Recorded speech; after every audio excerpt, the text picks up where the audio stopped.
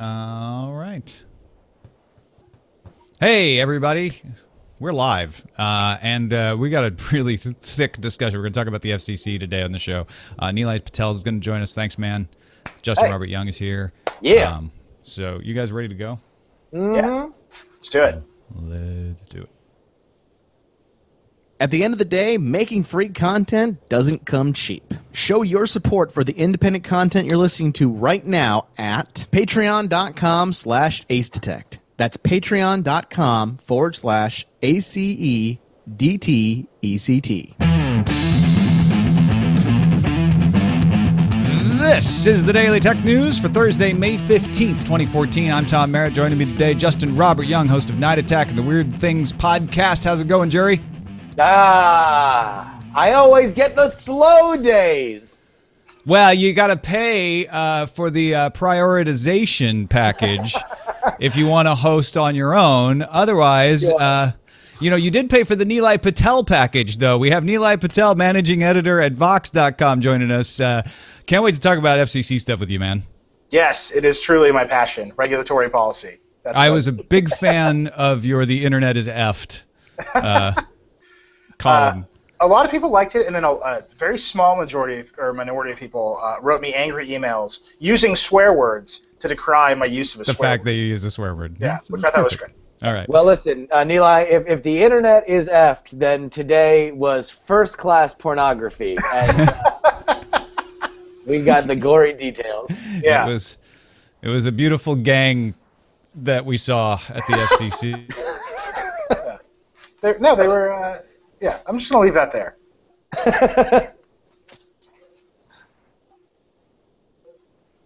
Uh-oh. And this is the next 100-year flood. This is what happened. We started with the FCC, and then Comcast just literally kicked Tom off the stream. That's what happened here. All right. Uh-oh. I think we're going to join back in. Any second. Tom will be talking, and we'll probably be at that point throwing back to me.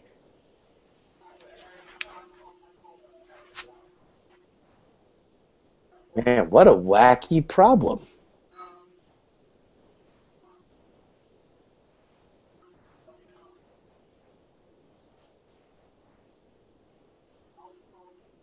Jenny, is this reboot worthy?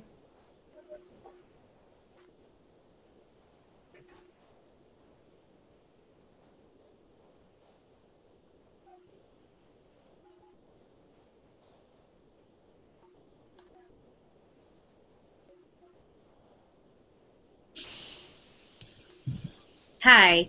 Okay, so I can't believe this happened again. What's happening right now is that Tom's still reading the headlines and also simultaneously trying to get back on the feed. Oh, everybody go quiet. All right. No, we're going to start over this time because we didn't get that far in, and I was right to the end of my bit. All right. All right. Maybe I had myself today. All right, you ready? Let's do it. We're going to just do all of that over again. Yeah. Here we go. At the end of the day, making free content doesn't come cheap. Show your support for the independent content you're listening to right now at patreon.com/acedetect. That's patreon.com/ACEDTECT. This is the Daily Tech News for May 15th, 2014. I'm Tom Merritt. Joining me today, a couple of fine fellows. JustinRYoung, host of Night Attack and Weird Things, is with us. How's it going, Jerry? Why do I always get these slow news days? Creeping along like maple syrup. No news to be had. Justin, I paid for prioritization. We got some fast stories to talk about today. Oh, all right. Well, thankfully, we have the paid protection of the new FCC rules. Yes, and here to talk about that is Nilay Patel, managing editor at Vox.com. How's it going, Nilay? Good to see you again, man. It's great to see you again. It's going. I don't know that I won a victory today or suffered an enormous defeat, and I don't know that the FCC does either. No, I don't think anybody won anything today. It was just a big gang of people talking about things. By the way, I was a big fan of your "The Internet is Effed" column. I thought that was fantastic. Oh, thanks. It was fun to write in a strange way, but the most interesting thing was the number of people who wrote me angry emails with swear words in them to yell at me about using a swear word in the title. Will you stop effing swearing? Effing. Yep. Yeah. Well, I guess they figure it's fair.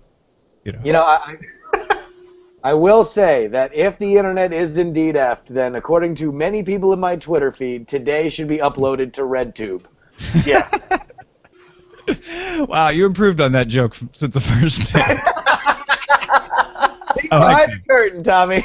Step it up. Let's look at the headlines. The U.S. FCC held a meeting today in which they discussed expanding spectrum for the wireless microphone usage contingent. Also, they talked about net neutrality a little bit, which really all they did was ask a bunch of vague questions about what they should do and then gave everybody 4 months to come up with an answer for them. Slackers.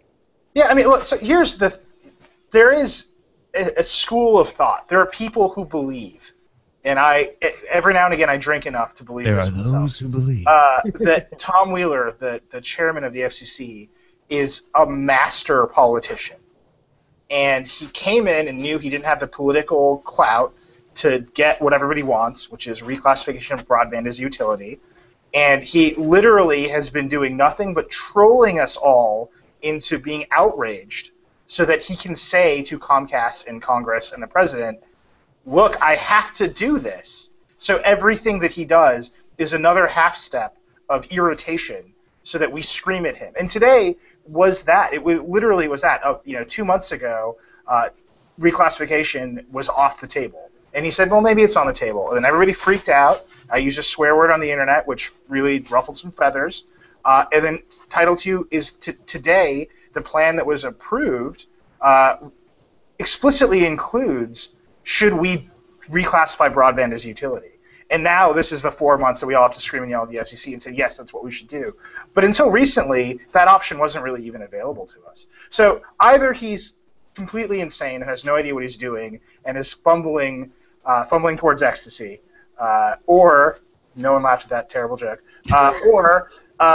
or he's a totally complete master politician. And I could not tell you which one it is. He is a wheeler-dealing, kiss-stealing, reclassifying son of a gun, as it were. Yeah. I mean, either he's like completely has no idea what he's doing, or he's perfect, and there's like literally no middle ground. Tom Wheeler, fumbling incompetent or mad genius? We're going to talk about this some more in a little bit. Meanwhile, Business Week reports Xiaomi announced its first tablet and a 4K television on Thursday.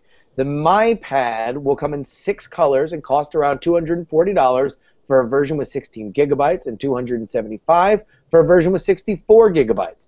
The new version of the My TV will be a 49-inch 4K TV with external speakers for around $645. Both products run the My UI, which is a customized version of Android.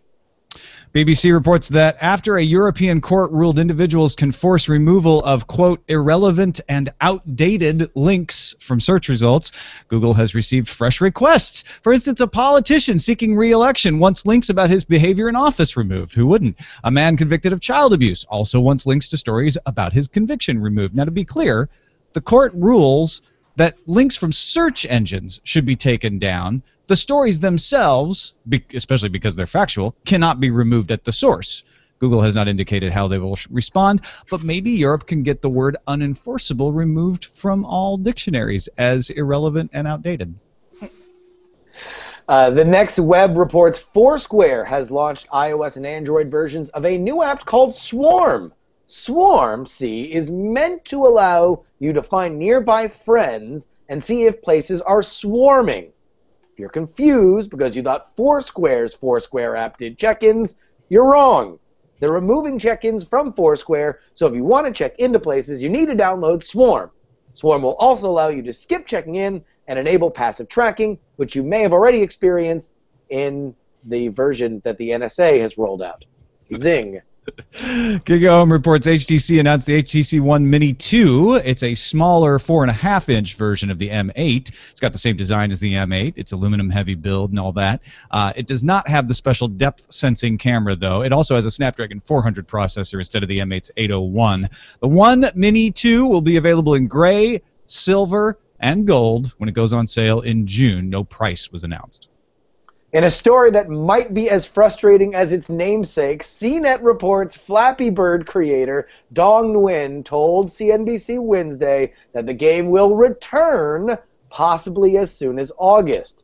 The updated version will allow players to compete with others in real time, and Nguyen said the game will be less addictive this time, something that bothered him about the original enough to pull it. Yeah. Time for some news from you. These are things submitted on our subreddit at dailytechnewsshow.reddit.com. Techie Noob sent us the TechCrunch article about OpenDNS getting $35 million in funding from investors. Since 2005, OpenDNS has offered an alternative way to resolve domain names. That's probably how most of you heard about it. And that's great if you want to avoid, I don't know, ads from your ISP on pages not found, as well as providing some potential security benefits. The company also runs a service called Umbrella that protects business users any place they connect to the internet on any device they're using without having to install any local hardware in the business. A user named geewhipped posted this Mashable story to the subreddit. Google announced a partnership with Zix on Thursday to bring a product called Google Apps Message Encryption, aka GAME, for $35 a year that serves encrypted email end-to-end. Unlike the previous Google Message Encryption product, which was part of Postini, GAME integrates with Google Apps directly. No need to log into Postini. It's hard not to say it that way, I know. I'm sorry, I got a cold. And encrypted stuff is all the rage in these post-Snowden times in which we live. Captain Kipper posted the Torrent Freak article showing that Netflix's 34% peak internet traffic share is not the most interesting part of the Sandvine report we mentioned yesterday. The report shows encrypted traffic using SSL is what's really interesting. It quadrupled in Europe over the past year, at peak times anyway, from 1.47% to 6.1%, and it rose in North America too, from 2.29% to 3.8%. So, I mean, it's not huge, but people starting to encrypt stuff. And that's a look at the headlines. Real quickly, I want to mention it's Thursday, which means our friend Molly Wood has another great article video combo up at the New York Times. This week, the topic is How Young is Too Young for a Digital Presence. We talked about this with her in the post show the other day. Today's kids will grow up with a massive digital footprint before they even understand what opt-out means. Is that a problem? Maybe. Or is it daily digital diary of our childhood that all of us wish we had? You can read and discuss at nytimes.com/machine learning. All right, Nilay, Justin, the real reason we're here is to notify the public that for the next 4 months we're going to be talking about net neutrality every day. Yeah, and Tom, if you don't mind, I would like to really just harness what I have seen in my Twitter and Facebook streams to ask Nilay the first question. Please do. What? I'm telling you, he's either crazy or he's a political mastermind. Those are the two options. And if you want to believe that he's a political mastermind, what he's asking the public to do is push the government into making the right decision because he lacks the political capital to go up against the combined lobbying might of Comcast, Time Warner, AT&T, and Verizon and make the right decision on his own. Okay. That is the most optimistic reading. So now, I don't know that that's realistic, but that is the most optimistic reading. And that is a good analysis of it, but if we can walk it back, because I thought I understood this while it unfolded, and I had a hard time even parsing what was, we're for doing possible paid protection for content, and yet we are voting to see whether or not we are against it, but we're building a straw man, but we might not be building a straw man. Let me clear up for some people what actually happened today, because I know there's a lot of confusion about that. The FCC approved what's called a notice for proposed rulemaking. That means we're thinking about making some rules. Here are some of our ideas what might be in those rules. Now comment. And they're doing an exceptionally long comment period. The public has until July 15th, that's 60 days, to comment. Then they have a second comment period after that until September 10th, which is 57 days, to respond to the first round of comments. So if you want to make a comment, go to fcc.gov/comments, look for proceeding 14-28. That's where you can submit your stuff. But let me tell you how effective these comments are, by the way, because like White House Change.org petitions don't do anything, and but the FCC in this period went from not having classifying broadband as utility as a real option. There were 18,000 comments on the docket for this round of proposed rulemaking. There were 100,000 phone calls and emails. And that was before they actually technically were open for comments. They opened it early, right, even though they hadn't put out the notice yet. Well, the docket's been open. I mean, this is like how deep into the weeds of administrative law do you want to get? But yeah, so people were able to do it for a variety of reasons. They did it in droves, in force. There are 18,000 comments on this docket. The next docket down had 400 comments, right, from like lobbying associations. So just the outcry has been so loud that they are in fact changing course. So this next 60-day period, they really do want to hear from people. You know, Chairman Wheeler was out in front of the FCC yesterday with the Occupy protesters holding a sign that said, "We want a free and open internet." They know what the people want. They're very Joss Whedon of him. Yeah, yeah, right. They're trying to communicate to the other side of this debate how badly the public wants a thing. And the idea that the public wants, I mean, this is so wonky. The idea that the public wants broadband infrastructure, telecom infrastructure, to be regulated under one chapter of a law as opposed to another chapter of a law because that will treat it like a utility, and that regular people, you know, Mignon Clyburn today talked about her mother calling her and saying, "I want broadband to be regulated like a utility," and saying, "This is extraordinary. This has never happened to me in my career, that my mother cares about what happens in telecom law." That's incredible. So whatever is going to happen, you know, down the line, what the FCC knows now that it didn't know in 2010 when it passed rules that failed, when it didn't know before when it passed rules that have, you know, sort of been washed away, is that the public really and truly cares about the internet and will not stand for disruptions and will not stand for monopolies, things that were not a given several years ago. And I think that is probably the most interesting part of what happened today, is how responsive the agency has been. That said, I think they made the wrong choice, right? I don't think they should have voted through a plan that would have even remotely allowed for paid prioritization, but this is our opportunity to tell them that they made that mistake. So is this a win? That's what I don't know. It's the thing about Wheeler that everybody says about him, whether they agree with him or they disagree with him, is that he gets things done, right? And so the other commissioners of the FCC had asked him to stop. They asked him to not hold the meeting today. They asked him not hold a vote. Both a Republican and a Democrat said, "Don't do this." Both of them today during the meeting said, "We wouldn't have done it this way. We would have held off. We would have asked for more, blah, blah, blah." And Wheeler doesn't care. He wants to move the process forward. And I think if you watch our government, having somebody who actually wants to move the process forward instead of arguing is a rare thing.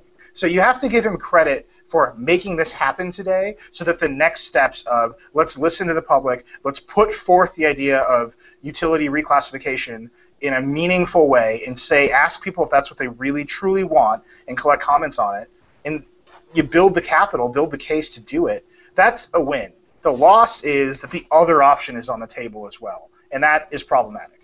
Well, essentially what's happening right now is there are no rules about paid prioritization. There's no rules about blocking. So technically ISPs could do whatever they want, except Comcast. Comcast actually has to follow the 2010 rules as a condition of them buying NBC. But everybody else can do whatever they want.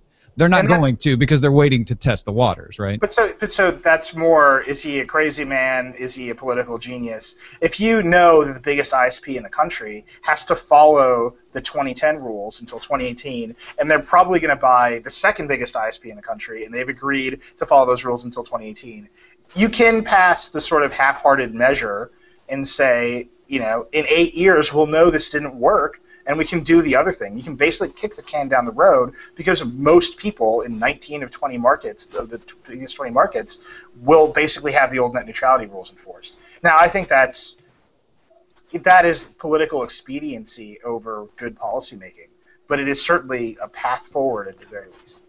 Now, you mentioned Wheeler as either a total lunatic or Frank Underwood from House of Cards in his political savviness. What you have not mentioned, and I'm very interested in your opinion because you have been one of the most vocal voices on this subject, is something that is prevalent, at least in terms of what I see, that he is a corporate stooge advancing an agenda. In your opinion, Is he a bought and paid for corporate stooge for the telecoms? Man, that is a rough question. I don't think that it is a good idea from a general policy level to have this revolving door at our regulatory agencies. I think the FCC is troubled, right? At a fundamental level, the FCC is supposed to allocate spectrum and work hand in glove with the industry to make a maximally efficient use of that spectrum, right?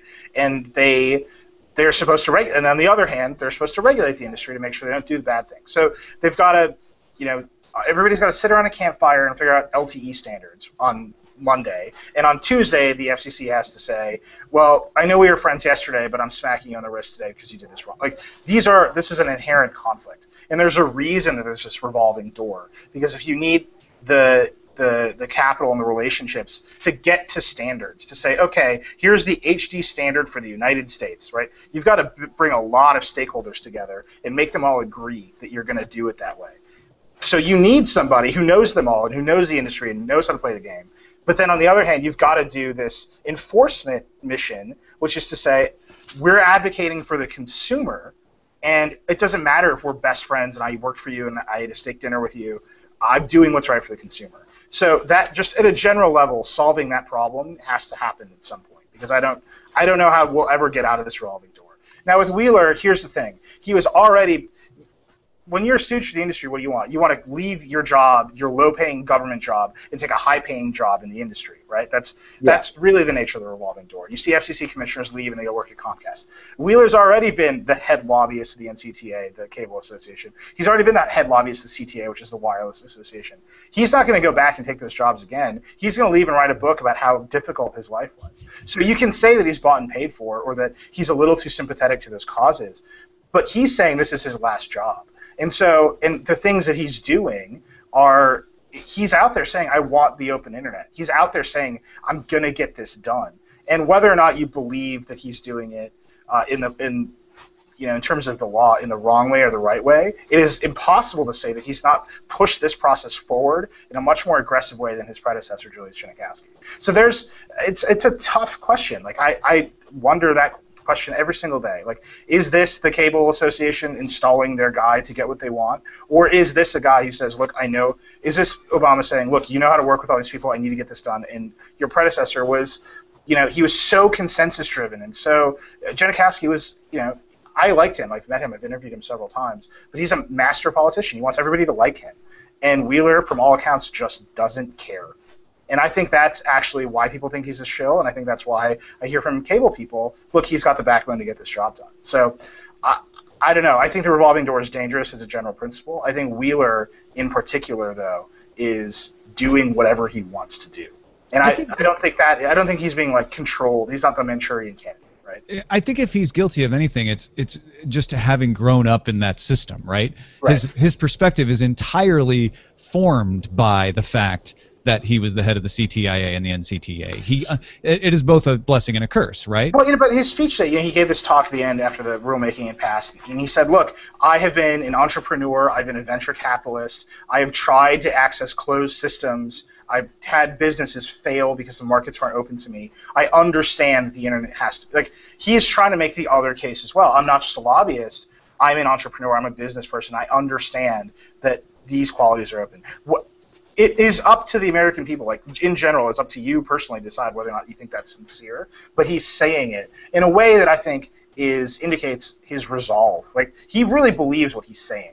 Now, whether or not you think his motivations are pure or not, I'm not in his head, and I couldn't tell you. But I will say that I watched Genachowski kind of just fumble this ball for many years because he wanted everybody to like him.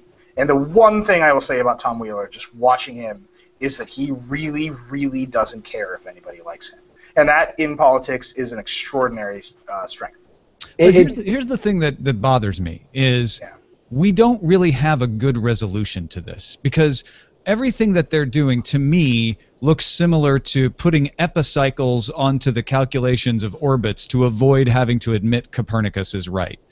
if you go under Rule 706, you have to do all this stuff where you say, well, we can't say paid prioritization is against the rules because the court threw that out. So we're going to come up with all these little things like enforcement and ombudsman and transparency. They're going to try to discourage paid prioritization. Or we could go Title II, which, like you said, they've actually put on the table now. But that brings a whole host of its own complications because they have to do all these things called forbearances and say, well, it's the internet, not actually a telephone network. So there are certain parts of the regulation that we have to exclude them from. And they're going to have a big fight over whether price controls should be part of that because that's under Title II. But, you know, the ISPs are going to fight that even more tooth and nail than the idea of opening their networks to competitors, et cetera, et cetera. Also something they would technically have to do under Title II. So you have to come up with kludges no matter which direction you go to.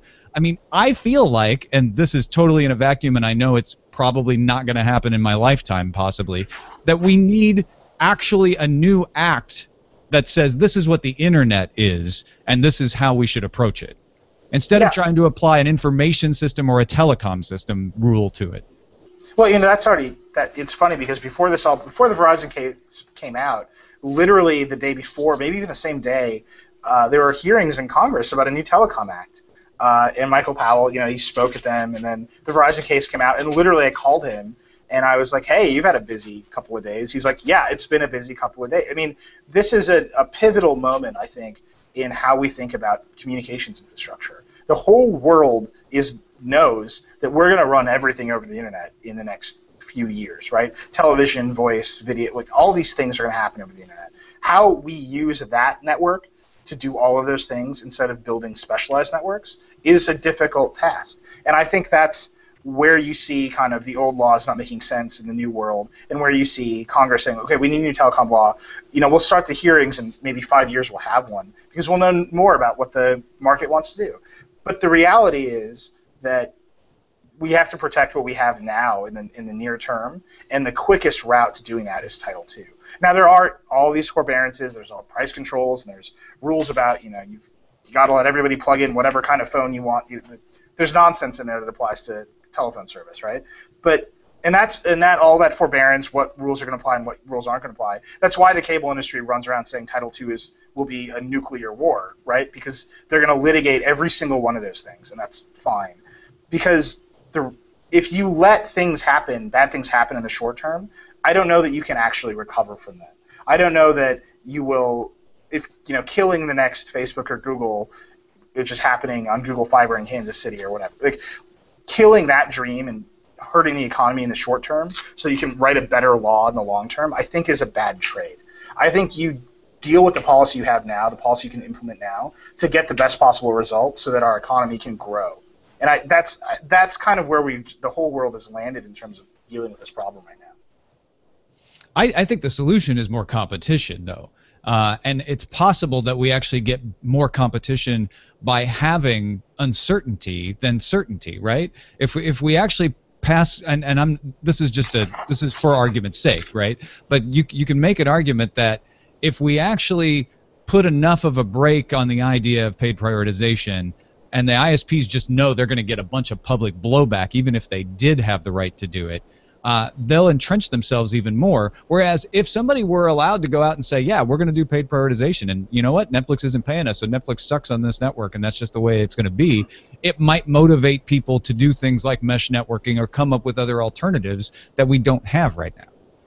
Yeah, but that's tough. I mean, the amount of technological innovation that needs to happen. I mean, the reason people invest in broadband networks is because you can get money out of them right away, right? If you're Comcast and you put in a faster network, you can charge people for it tomorrow. You want people, you know, Comcast, I will say this, the cable lobby is 100% that they love the idea of a no blocking rule. They're totally okay with that. They have no interest in blocking services. And the reason they say that over and over again, and it's true, they have no incentive to do it. Their pipes are in the ground, their fiber's in the ground, they've done the build-outs. They want people to use all of their bandwidth and hit their data cap, so they have to buy more. They have no interest in blocking stuff, right? They want you to stream all day and all night because it's cheap for them. It's cheaper than if you are a cable television subscriber. They don't have to go pay AMC and HBO and ESPN. You're just doing the stuff and hitting your limits, and you're going to pay them more. So they're all about no blocking. What they want to do is they want to incentivize you to buy their other services when they start running them over IP, right? So when they are like, we're shutting down the entire cable television network, we're going to run the whole thing over IP to your Xbox, right? And we're going to put that in a fast lane, and you can pay us for it, and we'll have better service than Netflix. Their argument, and it's fair or not, their argument is, look, those are our pipes. We can do whatever we want with them. But I think the real argument is, yeah, but you're a dumb pipe. Like, you literally have to create a free marketplace in this area. And things like mesh networking and wireless, they can't compete with a fiber drop. They just never will be able to.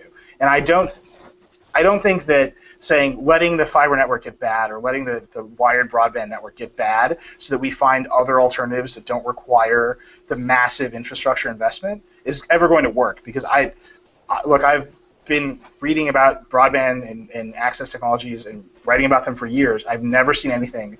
To this day, when I tether my phone, I plug it in over USB. Why? The wired connection is always better and more reliable. Now, yeah, that's proved to be true.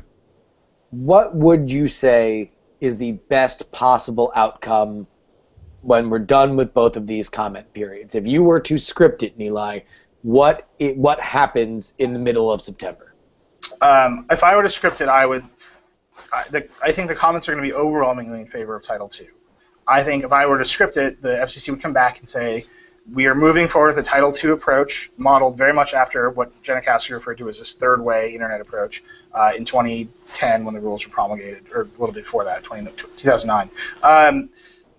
And we're going to apply Title II, but forbear the vast majority of it, and only use the sections that basically turn the internet into a utility that apply to things like prioritization, equal access to service, no blocking, no locking, those kinds of things. And if I'm really lucky, if I get all my wishes, they will apply those rules to wireless internet as well, to mobile broadband.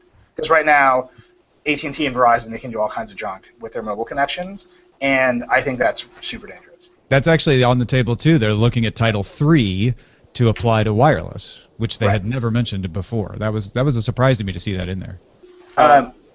Well, again, in 2010, the iPhone was 3 years old. Not everybody was on LTE, and they said wireless is different. The bandwidth is lower. The usage is lower. We'll just see how it goes, and so we're not going to apply all of the rules. They applied, I think, no blocking to wireless, and that was about it, and transparency. I think the world's different now. I think if you look at the demographics, young people overwhelmingly use their wireless device as a primary internet connection. Poor people overwhelmingly use a wireless device, a cell phone, as a primary internet connection.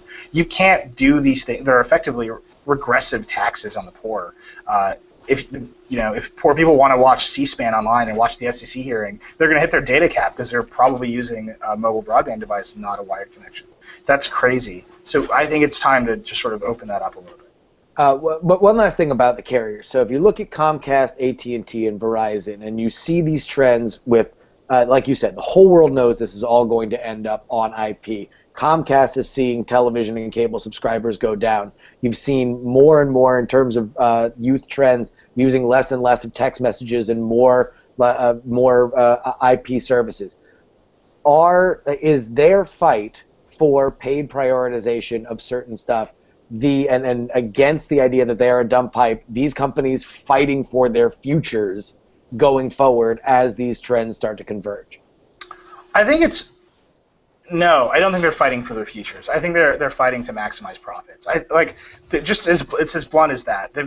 They've got the investments in the ground. They have the customers, and now they're looking to create what they call a two-way market, where they can go charge Netflix, where they can charge Apple, they can charge Amazon. And the reason they want to do that is not the analogy I use. I wrote this in Vox yesterday. It's the TSA, right? So I go to the airport. I'm a brown guy. I usually have a backpack full of wires. I have a horrible experience going through security, right? I always get stopped. I hear you. I always get scanned. They're always in my bag. All this stuff. The other day, I got waved through the pre-check line. I hadn't signed up for pre-check, and it was like I had dignity in airport, right? So why? Why? And everybody knows the TSA is garbage, right? We don't need all of it. Everybody can go through the pre-check line, and in fact, sometimes they let everybody go through the pre-check line. Because they want to market pre-check, so you pay them $85 and give them your fingerprints. Well, that is literally a fast lane on the internet, right? there's no better description of a fast lane than an actual fast lane. And because the fast lane exists, they want to push you into paying more to get into it, and they make the actual experience worse and worse every day. And that is what will happen. There's no competition to TSA. There's no competition for Comcast in most of the markets they serve. So I just don't see why you would expect them to do anything other than maximize their profits in a moment where they don't have to invest in beating a competitor. It's a great example, a great analogy, because the TSA recently, anyway, hasn't done anything to degrade the other lanes. Those rules have been the same for years now, right? So you can make the argument like, hey, just because we opened up a lane for paid prioritization for passengers doesn't mean we're slowing down the other lanes. They're just gonna stay really slow, right? They're just awful, and you can be less awful, and that's not where you want. If you believe, as I believe, that the future of our economy is on the internet, then the whole internet needs to get better all the time, not just the internet for slightly more wealthy people. Yeah. Well, I have to say, I think what's going to happen personally is we might see Title II. We might see something like Tim Wu's proposal, where they do a dual justification and say, we're going to go with the Kludgy 706, but we're actually going to include Title II as a backup plan, so that if anybody challenges the 706 justification, we'll just switch to Title II as a way to dissuade people from taking it to court. But either way, we've got midterm elections coming up in November, 2 months after this notice for proposed rulemaking is done. It's likely that the Republicans sweep through into the Senate, and at that point, I think this becomes a legislative issue for the next term. Yeah, but getting a Telecom Act passed is, this is what I said, there's all this administrative law happening in the background. So Title II is there because it's still on the docket, and the docket's been open for years. And you don't have to jump through all of these hoops to get it done. With the passing of Telecom Act, that's just years and years away. With enough campaign contributions motivating them, though, and a majority in both houses, you might be surprised what could get moved. I don't know. Yeah, that is, even if you get a majority in both houses, you've still got a Democratic president who's pledged his support for the open internet, as much as that counts at this moment. But you also have to believe that a bunch of new people in Congress can get anything done without totally blowing it. I don't know about that. Congress doesn't work. Is that, yeah. Yeah. Well, and not to mention the fact that there is a 4-month period in which you can make this a political poison pill. This is not really a two-side argument. There is a passionate side, and then there's a side that has no idea what is going on, except for maybe some baseline resentment of government regulation.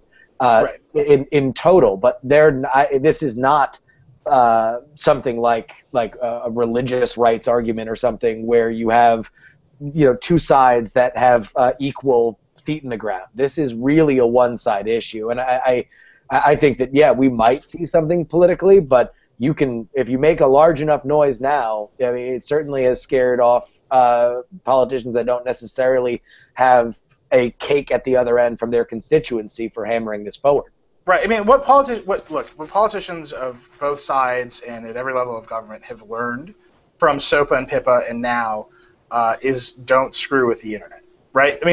That's the message I've heard. Like, SOPA and PIPA was a disaster. They still talk about it like they have PTSD. It's amazing. There's 1,000-yard stares. And then now, they literally, I've heard this net neutrality debate be referred to as a debacle, as a crisis, as a missed opportunity. They know that something bad happened here. They don't know why. They just know that they irritated a lot of people. And I think coming in to mess with the internet some more is going to be something that they're going to be very hesitant to do. That's why I thought O'Reilly's comments during the commission hearing this morning were so tone deaf, because he didn't seem to acknowledge any of that, whereas all three of the other commissioners, not counting Wheeler, definitely at least acknowledged, like, we know these have been some of the concerns, and my opinion is accounting for them somehow. I think Tensor Guy in our chat room may have solved it. Trial by combat. I would definitely put Clyburn up against O'Reilly.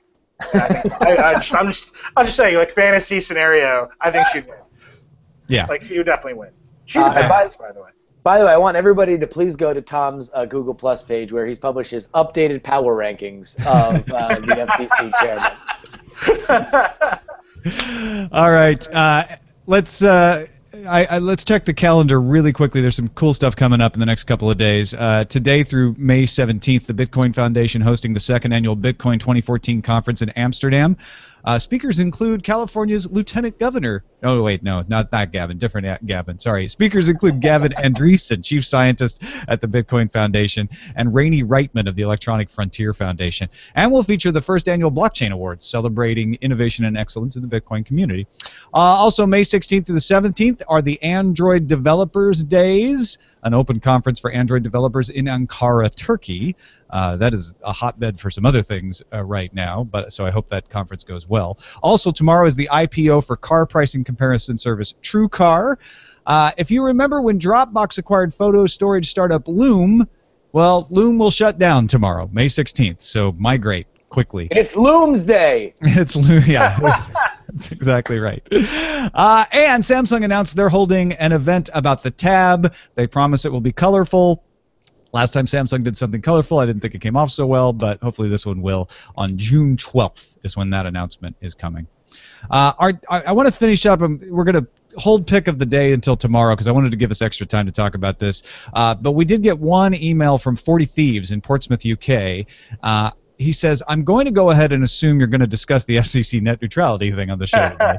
I'm sure there'll be plenty of talk about it in the next few days. However, there's one thing I've been thinking about for the last couple weeks since the proposed rules leaked. What's the international angle? Does this affect me outside of the U.S. at all?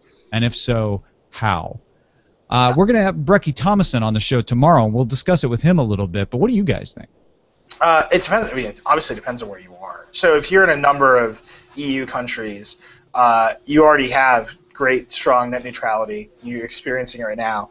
Your problem is that most of the companies that are making great products and services happen to be in the United States, and they are totally caught up in this noise right now. So it affects you only in the sense that the companies that you might want to do business with are affected by it directly, right? But as a consumer of internet services, you're under your own local law.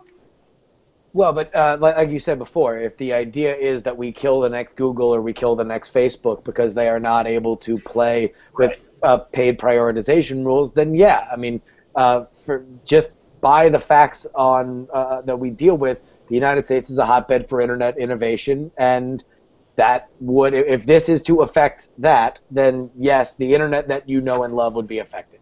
Well, I mean, you can stretch that out to radical extremes. Like, this will kill Silicon Valley, right? Like, the internet will, like, tech innovation will die. Like, that's rough. Like, that is the people in the culture that make tech innovation great in America. I want them to stay here. I'm American. If I lived somewhere else, I would kind of be rooting for Comcast to destroy innovation in America so that my country could take over. So, like, it's tough. Like, I don't know, you know, but it will affect you, right? Yeah. I think, like, in the perfect world, all of our economies grow because of the internet. And you want Americans to do well with this stuff so that your country will, A, see that they're doing well and hold on to great policies, and your students and innovators and entrepreneurs will see what's happening in America and be inspired by it just as Americans are inspired by what's happening. Right, that's the big happy vision. Seriously, the more cynical vision is that America destroys itself and, like, Finland rises up, right? So, like, you take your pick. So Tel Aviv, Estonia, London, Paris, they're all cheering for, like, really, like, no rules at all. Comcast stock is soaring on the foreign exchanges, basically. Yeah. Is what's happening. Absolutely. Well, and it could also have a knock-on effect in that it would embolden companies overseas, especially companies that are multinational holders of some of these ISPs in the United States, to start pushing for similar rules in their own countries and say, hey, look, it works for the United States. Mm-hmm. Let's do something there. I mean, the European Union has been fighting against this as well. The net neutrality forces there seem to have had the advantage, but that's not through any lack of opposition. The ISPs over there have been fighting tooth and nail against net neutrality rules there. Right, and look, they have the same incentives as every ISP in America. They've built the infrastructure. They want to extract as much revenue from the infrastructure as possible, and that means finding ways to charge people twice. And that's rational. That's fine. I will say that market's a little bit more competitive particularly in England, right, where you have unbundling really happening. You have multiple wireless carriers in a really small area. That stuff is interesting. There are a lot of different arguments to be made for those countries, but it's interesting that the laws are in place there, and many of the companies seem to be doing just fine. I went and looked, and in the UK, where, like you mentioned, they have unbundling of the local loop, right? So competitors can lease wholesale the wires that have been run by the major ISPs. They have many more options for people, and they have faster, cheap service than we do in the United States, but they also don't seem to have the heights of service that we have in the United States. Part of that is because we have such a big country. You can, the sample size is bigger. You're going to be able to find it. We have such a big country. Look, dude, I live in Manhattan. It's an island. Like, Verizon should be able to reliably provide me wireless service on this island. AT&T should kick ass on this island, and they don't, right? Because they're lazy. That's the answer. Like, I don't care how big Montana is. Like, Chicago should be a world-class wireless service zone, and it's not. So, like, I get it. Yeah, the United States as a whole is a big place, but it's composed of many, many small places, and the service uniformly sucks. And there was a great article on The Verge yesterday talking about the complex interrelationship of a Verizon, for instance, that says we're a common carrier when they want the cost breaks that gives them when they run their fiber lines, and then goes, wait a minute, now we're an information provider when they send the internet over those same lines. Right. And that, look, Verizon made a deal with the state of New Jersey. Everyone will have Fios. Nobody in New Jersey has Fios. But Verizon has extracted all kinds of rents and tax breaks. I mean, these companies, they're not wholesome, right? Like, Comcast will run, they will tell you a great story. And Comcast is a great story. It's a great American business success story. We should commend them for being as successful as they are. But they're not pure of heart, right? They're a profit-seeking, aggressive corporation that is successful because they're profit-seeking and aggressive. And those things are not necessarily aligned with the consumer interest. And so, when you have the opportunity to make more money against what it will be a free market, or you have the opportunity to have a monopoly, you're going to take it. It's a rational business decision. And unless you have competition to hold you in check and take your customers away by offering better service at lower prices, or you have a government that's willing to regulate the consumer interest, you're just going to keep growing and growing and growing. And that's exactly what Comcast is doing. All right, well, we're not going to solve it today, but I think we hopefully made some progress in helping people understand a little bit more about what's going on here, and that is in no small part thanks to my guest, Nilay Patel, Vox.com, managing editor. Thank you so much, man. It's great to talk to you again, and let folks know what you're up to. Where can they find your stuff now? Vox.com right now. I still work at Vox Media, which is the parent company of The Verge, so I'm all over the place, and I'm on Twitter, @Reckless. Come find me. Come at me. Yeah, come at me, bro. Come at JustinRYoung to nightattack.tv if you want to see the show he does with Brian Brushwood, which is hilarious, every Tuesday night on diamondclub.tv. What else is going on, brother? I'll tell you what, Tom, as this whole thing unfolded, I just had the words of, and this is what I hope to leave everybody with, in lieu of my plugs, aside from JustinRYoung on Twitter, is the words of the wise and fictitious Dr. Ian Malcolm. Who and you can assign the controlling actor to whatever you want, the FCC, to Comcast, Verizon, AT&T, that the control you are attempting is simply not possible. There's one thing that the history of evolution has taught us, it is life will not be contained. Life, as the internet in this example, breaks free, it expands to new territories and crashes barriers painfully, maybe even dangerously. But life finds a way. And I do believe that at the end of all this, through all the screaming and wailing and gnashing of teeth, through this comment period and the messiness of bureaucracy and technological innovation, that is the one thing that I do believe we all feel so passionate about. It cannot help but succeed as long as we kind of keep focused on it. Well said. The internet routes around, man. It always does. Thanks to all the patrons that help make this show possible so we can have these conversations and have these discussions. Patreon.com/acetotech. Don't forget, you can have a voice in what stories we cover at our subreddit, dailytechnewsshow.reddit.com. Our email address is feedback@dailytechnewsshow.com. We got a phone number, too, 512-59-DAILY. That's 512-593-2459. You can listen to the show live, 4:30 p.m. Eastern daily. Mobile.alphageekradio.com is the place for that. And our website is dailytechnewsshow.com. We'll be back tomorrow with Brekkie Thomason, joined Darren Kitchen and Len Peralta. See you then. This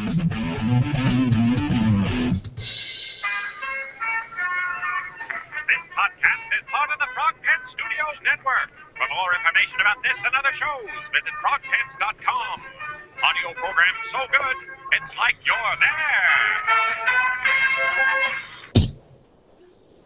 Woo! Great, that was fun. Yeah, that was great, man. That was good. That was good fun. Yeah, thanks for having me on. I got to run, but we should definitely do this again sometime. Definitely, yeah. If you'd like to, I'd love to have you back, man. Yeah, let me know. All right, nice to meet everybody. I'll see you guys later. Pleasure meeting you. Trying to unhide you. There we go. All right. That show made me happy. Oh, good. I'm glad it went in the direction it did. I think it was a. This is why I love Daily Tech News Show, because I feel like there are other shows that will just kind of take this as an opportunity to scream and yell about, bureaucracy or capitalism or the death of all good things. And like, not saying this isn't a very serious and interesting topic that we need to focus on, but this isn't. We do it a disservice by making it one-sided. Yeah. Yeah, that's what I would like to do with any issue, is go, wait a minute, that first knee-jerk reaction isn't necessarily going to tell you everything you need to know to approach the problem. And that, and Nilay's great about that. He can be fiery about the thing he believes, but also go, hey, wait a minute now, Tom Wheeler's actually pretty good about certain things. And Comcast has a reason why they act the way that they do. Let's take that into account, because you actually can better assess what the problem actually is and maybe get everybody to agree on a solution if you don't just go, well, that person's evil, right, and throw out that entire group. Well, yeah, and I think, that was the reason why I asked him about the corporate stooge thing, is because, like, that dude has paid attention to this way more than anybody that, really almost even more of the people that I read online. I even if I don't always agree with his opinions, I think that he is extraordinarily well informed on them. And, it seems in a certain element of the people that, and I don't mean journalists, but like just random people that I follow on Twitter that are interested in this topic, that's just a foregone conclusion, that this is a screw job put on by corporate America against the public interest, and Wheeler is the one wielding the axe. And for that dude to say, it seems like, and it didn't take much to read between the lines, that Nilay came out of today with more faith in Wheeler, than if you were to believe, that he is somebody who is a politician. The fact that, that he looks at it as progress, that we didn't have Type 2 on the board before, now it's on the discussion table formally, then that is progress for a very persistent and ongoing problem. So yeah, I've been fascinated with Wheeler's approach, because it is not the approach you would expect a tool of the man to take. Yeah. There are much more efficient and effective ways of doing the bidding of his masters, if that's what was going on. Yeah, and I think it's interesting that the political angle, which we talked about, and the more I think about it, the more it's like, just because like you want to, if you are an internet and I think this is a bipartisan issue. The idea that for whatever we think of the internet, that it should be as robust as possible, that it should be as forward-thinking technologically as possible by whatever means we need to get there. And if that is the case, then putting onerous restrictions either by way of allowing paid prioritization or by having undue regulation on it is what we don't want. And anything that brings us closer to that would be a poison pill politically, in the way that bringing back the draft is a poison pill politically, even if people are for military involvement in various places around the world. They could be pro that, but no one's saying we need to bring back an 18 and over draft. And that's what I would like to see the internet in general. Yeah, I think you can tell a lot Hey, about who is this guy? He's great. He should be on this show every once in a while. Oh, I know. I'll say I'm really glad that I had to cancel a couple weeks ago. I feel like this is a way better news day. Yeah, it did end up being a huge news day. You're right. Hey, Tom, in case you need titles, my favorite title of possibly the century is "I Demand a Trial by Comcast." Or Can just we Trial by shorten it Comcast. to Trial by Comcast? Is it still Yeah, work? it was originally that. But I Okay. felt it. Yeah. 'Cause Trial by Comcast. Because it'll fit nicely Yep. if we do it that way. I love it.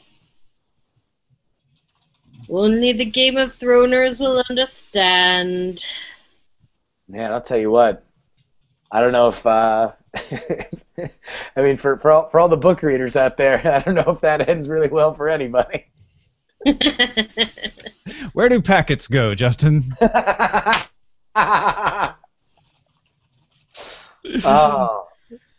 I have loved the edits that they've made to the show from the source material. I thought have been awesome. Like I care way more about Bran's story in the show than I think I have. Through the books, like even now, it seemed like kind of treading water in the books where this was, I mean, like, and granted, it's taken edits to his journey, but I thought it's been way more compelling. Same with Theon, really. Don't you think there's some deep part of George R.R. Martin as he's like hunched over his word star DOS scenario that's like, maybe I could just tell them what happens and they could film it and then I'll just write the book from that. He has told them what happens. So, yeah. No, I know he's told them what happens. I think you're totally but, like, right, where he's probably sitting there going, he's just like, well, they know what happens. oh, they know, they'll do it, and then I'll just write the novelization.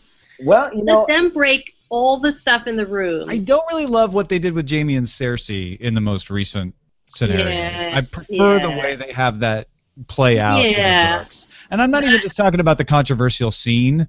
Like, the fact that, you know, they actually, it made more sense in the books, also because he came back a little earlier. The timing was different, I guess. But well, I mean, because that was, in the books, that scene in the Sept happens when that's their first meeting. Yeah. You know, he's returning, which also means that he's there after everything, the Purple Wedding. So I think that, but I mean, like that to me has been small, because really, like their separation in terms of and what that means has kind of been Jaime's story from the beginning, from when we very meet them. Like what we kind of see and have seen in both the show and the books is that our first moments with them are really like the high point of their relationship. Right. And the rest of the story is them kind of going their separate ways through, all these crazy means.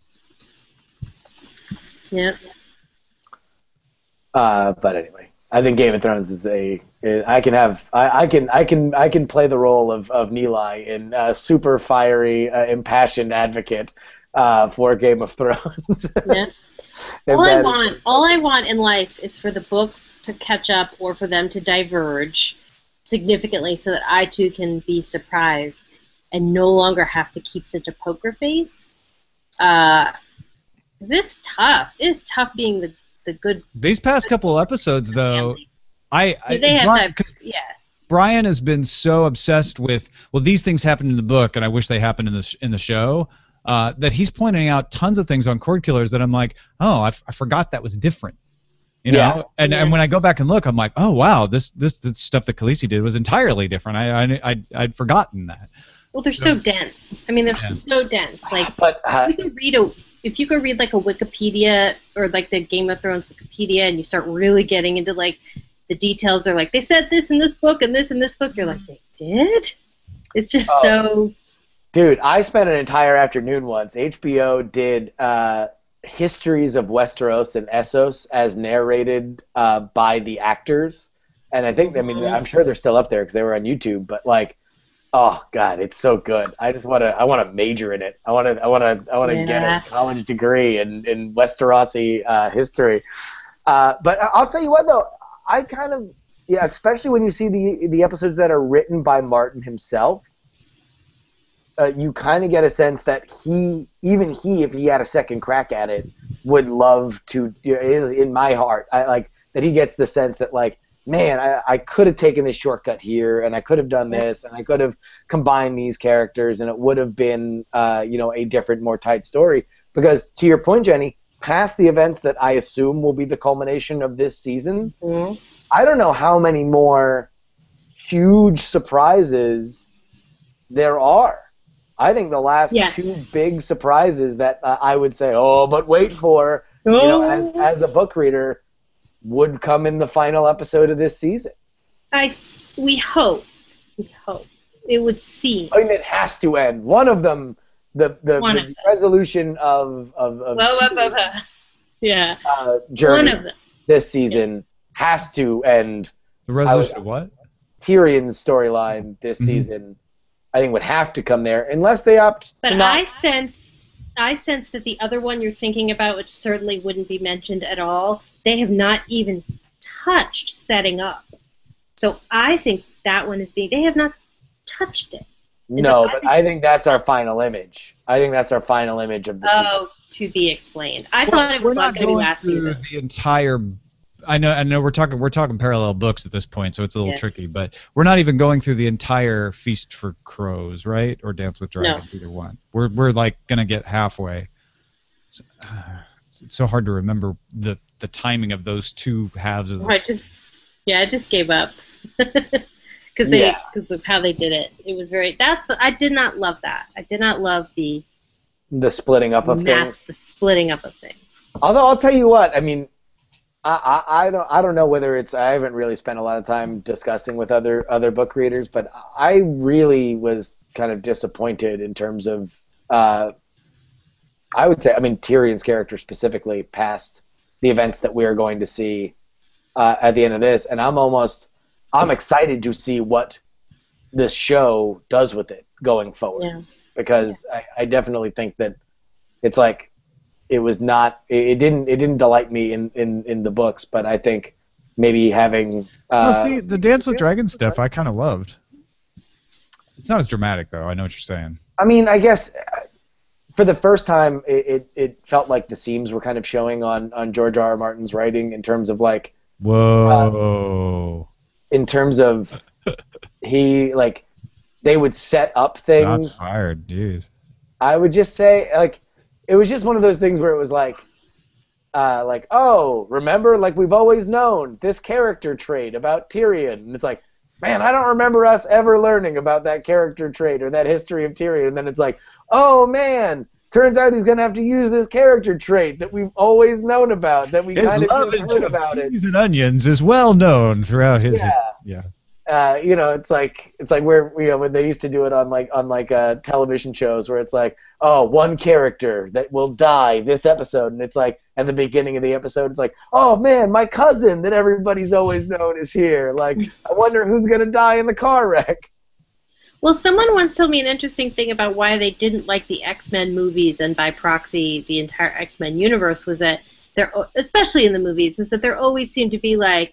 Meet White Wallow, the guy who can blast through only white walls, and then 15 minutes later there'd be a white wall. And I think the movies make make that less organic than in the comic books. Well, I think that's certainly been the hallmark of kind of early comic book writing, comic movie adaptation writing pre, and I would say the first. I mean, the X-Men are kind of like the evolution of like good actors, no matter how allegedly distasteful their personal preferences are, or criminal rather. Those X-Men movies and X-Men and X2 were exceptional because they kind of treated the characters like actual characters as opposed to just sort of writing them as walking plot devices, like you were talking about. And that's where kind of the Marvel movies have certainly gotten that. Batman, Nolan's Batman has not just looked at it as like, oh well, like. Batman is this guy who is, railing against, using vigilante justice to take care of these, to take care of the streets. So now we have to create this exact problem for him that he can use all of his abilities to stop. You know, you can just kind of treat him like a character who has other more human problems. Agreed. All right, guys. Well, I am going to get out of here. I should be running into David Michael to sign everybody's stuff if you were an FSL Tonight backer. But Jenny and Tom, as always, thank you for having me on the show. And hopefully, he said cryptically, there will be more in the future. Yeah, we got to talk about that. All right, I'm going to stop the broadcast then and let you guys go. So bye, video.